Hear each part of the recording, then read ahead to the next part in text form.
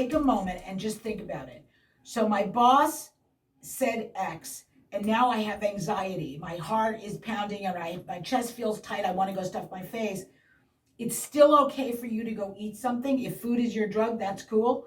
But make sure that you are not taking that action and turning it into self-destruction. And you can make a good choice. Yes, just make a good choice. I'm not saying that you will ever stop using food to comfort yourself, and I don't even want you to. I want you to feel good and happy. If food is your drug, it's probably one of the safest ones of them all, right? So that's good. But choose something good, which is why we go to planning, right? We always want to have something ready. I am still in a place, I will probably always be in a place where certain situations are going to just make me want to eat something.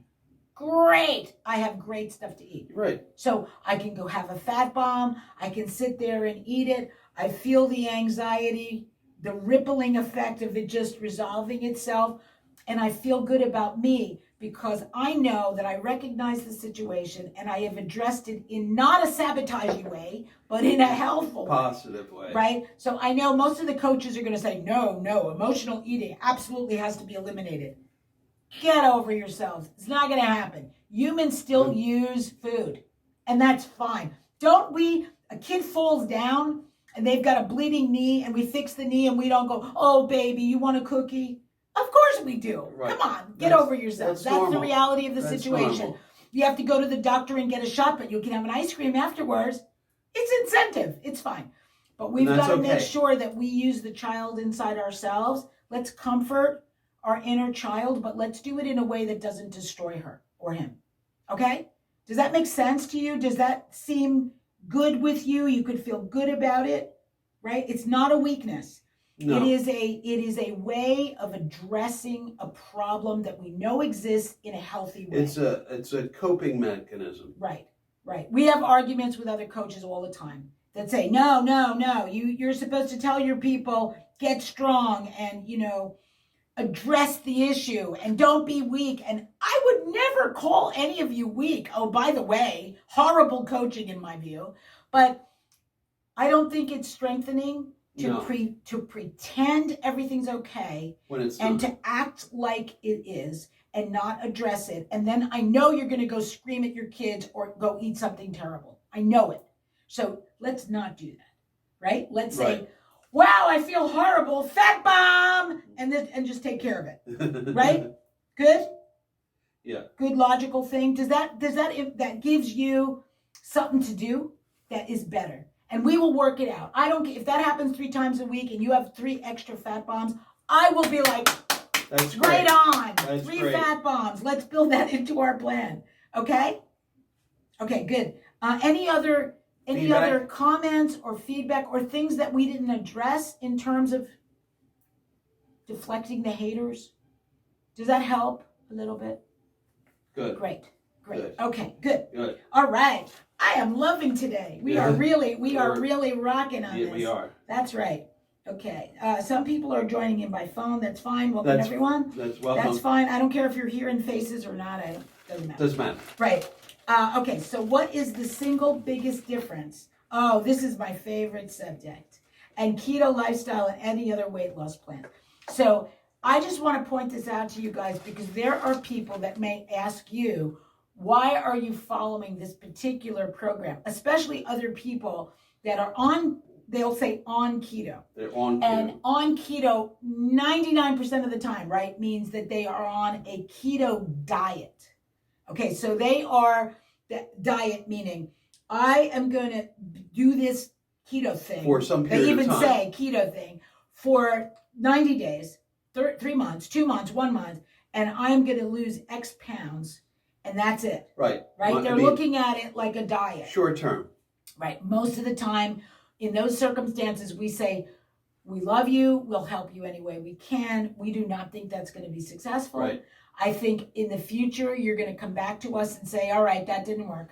Right. And also, right. What's motivating you? Right. So the keto superheroes, the entire idea, the entire concept, which, by the way, seems to be explosive. So I think we hit on this universal thing that a lot of people in the world suffer with. We do not recommend a diet of any kind, okay? Unless your doctor is specifically putting you on a set of menus. For medical reasons. Because he wants you to track something that you're at a level now, like liver studies, and then in 90 days, he wants to check your liver study. If there's some reason, like medically, that's where the word diet came from, by the way. Doctors setting up food plans and giving them to patients. That was where dieting came from. But anyway, if you're doing that, God bless you. I hope it works out. It's good. But that is not what we're doing here. So what we're doing here is that we are asking and we're helping people to review their life up until now. What did they do that worked for them? What did they do that didn't work for them? What are the pain points? What are the triggers? What support do they have? What do they don't have?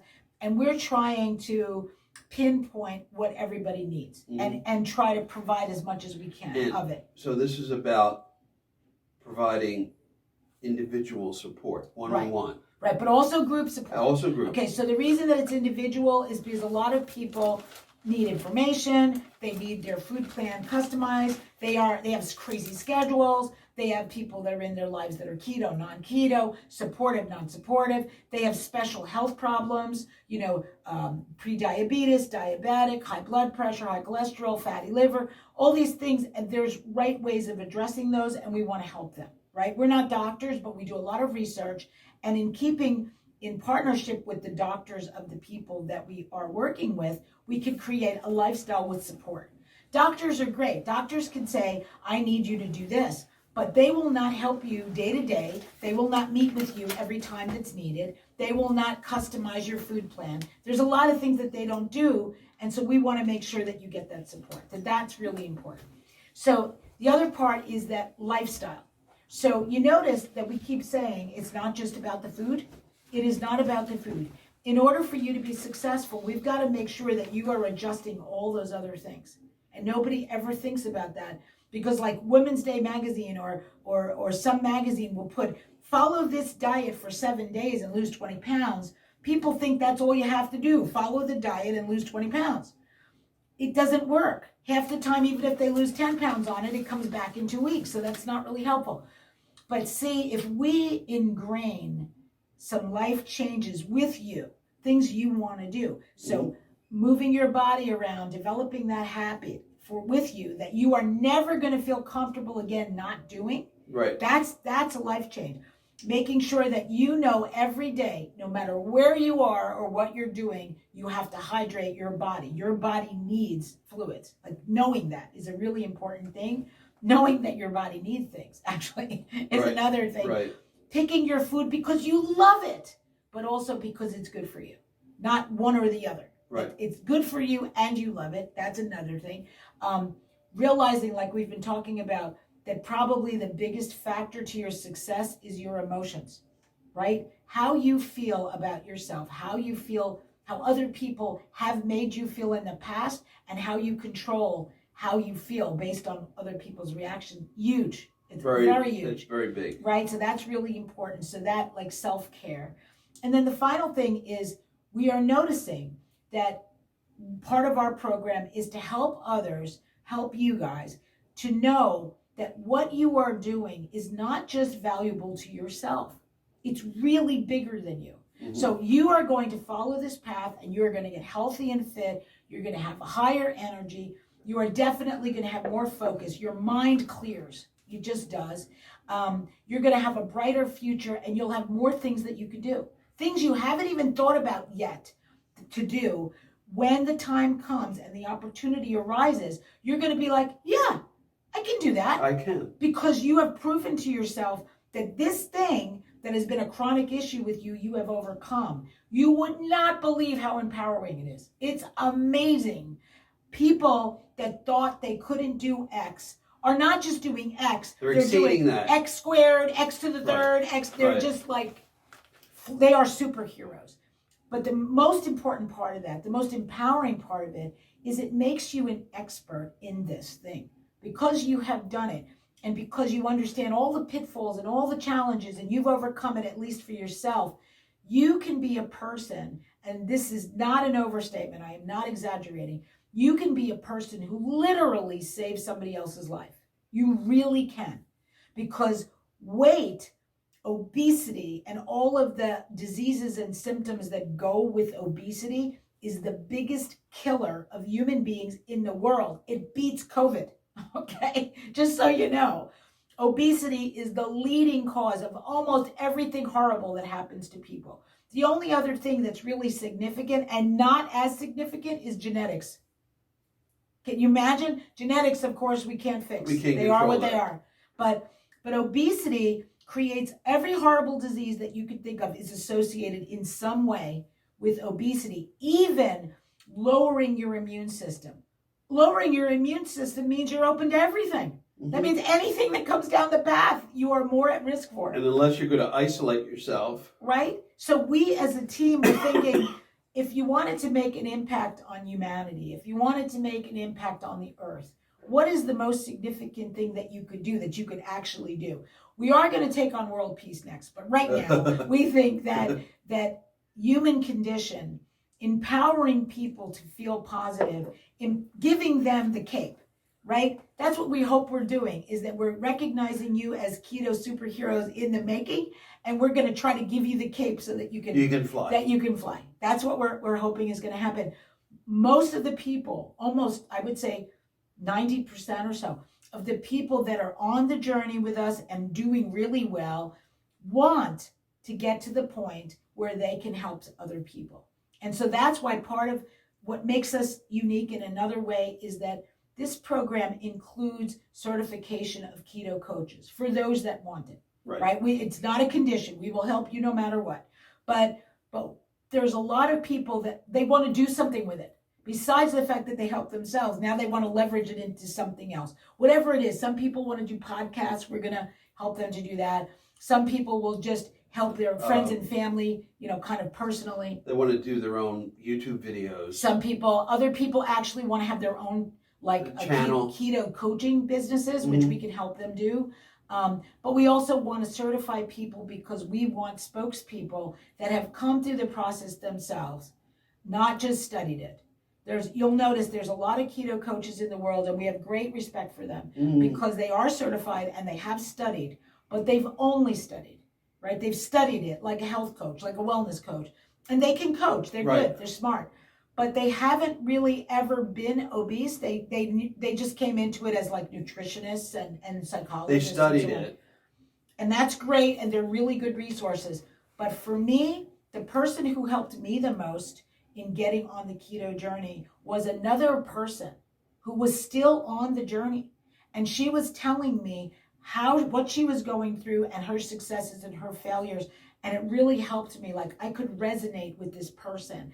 And she didn't weigh 100 pounds. She didn't look like a model. None of those things. She was like me. She was overweight and struggling and moving forward. And I wanted to do that. And so I realized that is very, very impressive. It's empowering. It's empowering, right? So again, another thing about us is that, having lived something, and it doesn't have to be this. We have a lot of people that we're working with, and weight is still a challenge for them. Yes. But they have overcome other things, like somebody with severe dyslexia, right? And then people said, you're never going to finish school. You're actually never going to finish high school. You can't do it. And they did. So they've overcome that huge challenge, and they know what it's like to be told they can't do something, and they have achieved. Those people make great coaches, right? And it could be any other addiction. We've got every addiction under the imaginable. Sun. People have all of them. And it's okay. What really is great about it is when you overcome something difficult. Like for me, the Empress of Pain, major obstacle, right? If you overcome that and you come out of it on the positive side, no matter if you have scars. In fact, we think scars are beautiful. Actually, scars are fabulous, right? You can help other people. Scars make you stronger. Did you know that on the human body, the strongest tissue, and it could even be more than bone, is scar tissue? Did you know that? Did you know that a tree that's hit by lightning, poor tree, it actually petrifies part of the tree, and if the tree was going to fall down, that petrified piece will keep it standing. Did you know that? And also my other favorite analogy is bamboo. So Right. one of the strongest substances in the world is bamboo. And why? Because it bends. It doesn't break. Right? Bamboo is actually stronger than steel because you could eventually get to a point where you can break steel, but you can't break bamboo because it bends. And it comes back to, it will stand back up after the storm. We are bamboo. We are bamboo. So anyway, those are images you need to keep in your mind. Those are reasons why we feel, and this is not in any way to be negative about any other groups. We recommend, support, and help partner with tons of other keto groups. All of the keto groups on Facebook and all of the social media, other coaches, other providers. We are not competing with them at all. But we think that we have something unique in the fact that we know our people really well, and we use an agile lean methodology. We are always listening and adjusting. Right. So we don't have like a set agenda. We always try to do that. And again, not to put down any other coaches, but sometimes they're pushing these plans and products for people, whether they need them or not, and saying, well, this plan will work for everyone. We don't believe that. We don't believe that. We don't believe that. That's why the 60-month food plan is going to be changed every 2 months. 60 day. 60-day food plan is going to be changed every 2 months because we have already gotten feedback. Tons of people are using it. There's like 1,000 downloads. People are using it, but we're getting feedback. I wish there was more of this, or this recipe did it like there was a step missing, or something. We're getting feedback and we're improving all those things. So we're going to be adding to it. And we're also not about yes, we try to motivate, but many coaches take this approach. Well, I need to challenge you or test you and say, over the next 60 days, you got to do X, Y, and Z. Right. You got to meet this milestone. Because it'll make me feel better as a coach. Right. And supposedly it'll make you feel better. Yeah, we're not about that. So everybody's got their own milestones. Remember, I keep saying to you guys, some people step on the scale, some people measure their waist, some people just have a pair of pants they keep trying on that they want to fit in. Mm-hmm. Some people don't have any of those material things. They want to run around at the playground with their kid and not be winded. My husband jogs every day. I can't jog with him because I'm too heavy. I just want to be able to jog with him and not feel like I'm going to kill myself. Right. I want to buy a bike, but I'm just too heavy actually to ride a bike. These are all immaterial. These are experiential things. I want to go on vacation with my husband and not be embarrassed because I can't put the friggin' airline belt on. I want to go to amusement park and fit in the ride. These are all those things. These are life. These are quality of life things. We want you to do what makes you happy. There's a lot of guidelines to coaching, like somebody should lose X weight and that kind of stuff. We're not into it. We do use the guidelines. We say don't lose more than 2 pounds a week. We will try very hard to keep you within those guidelines because it's for your health, right? And it's for your well-being. And recidivism, meaning that you gaining the weight back and going back to your comfort zone, is like 99% for people that lose too much weight at a time. Too quickly. And why would we try to help you go back to your comfort zone? We can't do that. So we will try to keep you steady. It's sometimes really hard to pull people back because they're just used to losing a ton of weight. But also, the hard bit too is that you're always comparing yourself to other people. That's true. That's true. What other people are saying and doing, and oh my God, I've lost 5 pounds. I know. And you sit back and think, wow, if I'm supposed to be losing 2 pounds a week, I'm behind 2 weeks. Right. And you know what? We use that as this is not to judge. This is an indicator. We know from experience, we can get people to about 2 pounds a week. We know because there's only 8 factors. And usually it's one of them, right? So this is going to be ridiculous, but let me tell you the most common one. The 2 common one is water. Some people just don't drink enough water. And then they don't realize it. They're drinking 8 glasses of water a day, but they're exercising and they're sweating. So they're actually dehydrated. They don't realize. That's one thing. Sleep and stress are crazy problems. So not enough sleep, your body won't lose weight. Too much stress, your cortisol level goes up. Goes Same way thing up. with sleep. You can't lose weight. And people are like, but I kept a track of the macros.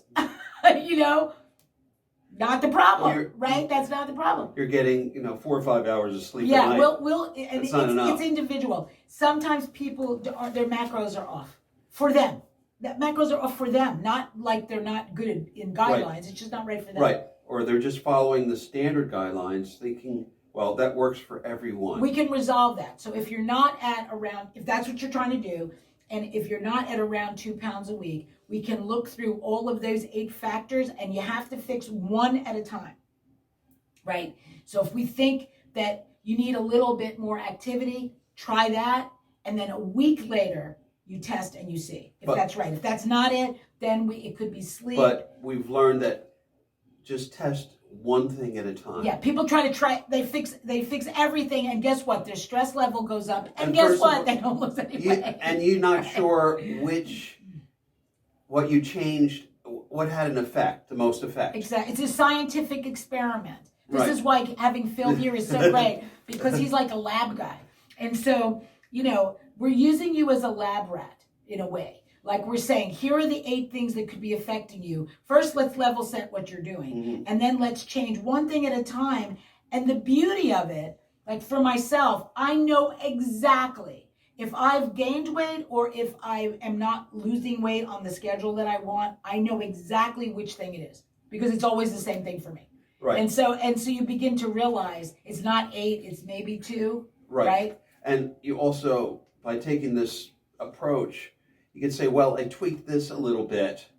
No, And it made a difference. Or it did make a difference. Exactly. And then okay, well, if I adjust this slightly, that will help. Right. Or it's none of those things, it's something else. But, however, people with the diet mindset sometimes get very frustrated when we say, okay, you have to be patient. It's probably going to take a couple weeks to figure out what's happening here. They can't wait that long. And then you'll be able to pick up. And what's funny about it is when we address it, their body was like ready to lose weight, but there was some factor. When they address it, that next week, they lose like 3 pounds. You know what I mean? Like, it's like the Whoosh Effect. Have you guys heard about the Whoosh Effect? So there's this thing where you are not losing weight, You're stuck. Your body is a little bit like, if it could be, your body's not emotional, but if it's like nervous, like it doesn't want to drop some poundage because it doesn't know what's happening, like it's waiting, it's in the stall mode to protect you from starvation, then you're consistent, and then it spills over. It goes, okay, I guess everything's fine. She didn't die. So we're obviously not in the Sahara. We're on the right track. She does have food. She does have water. Okay, I'll let the weight go. And then suddenly you have this Whoosh Effect, and you step on the scale, and last week you might have lost nothing or like a pound. And this week you lose like 3 pounds or 5 pounds.